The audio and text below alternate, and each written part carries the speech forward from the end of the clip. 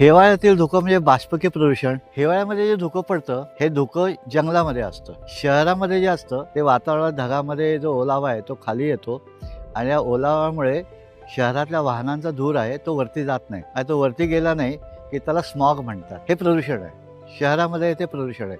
कारण वातावरण जड होतं, हवेत जड होते. खेड्यामध्ये, डोंगरामध्ये, दऱ्यांमध्ये जे असतं ते धुकं असतं आणि ते धुक्याचं लाटेसारखं वाहतं पण. तर हे जे धुकं आहे विशेषतः उत्तर भारतामध्ये याचे खूप दुष्परिणाम होतात. कारण आता हिवाळ्यामध्ये पीक पावसाळ्यातलं कापतात आणि ते जाळून टाकतात आणि ते धूर आणि शहरातला दिल्लीच्या वाहनांचा धूर हा वरती जात नाही आणि मग तो हवेच्यामुळे खाली पसरतो आणि त्याला स्मॉग म्हणतात. आणि दिल्लीला गेले काही वर्ष याच्यामुळे आणीबाणी येते. म्हणजे किती तर शाळा कॉलेजना व्यवसायांना सुट्टी देत आहेत आणि अनेक ठिकाणी यावर्षी तर परिस्थिती अशी आहे की ऑफिस घरी करा, वर्क फ्रॉम होम 50% लोकांना असं दिलेलं आहे.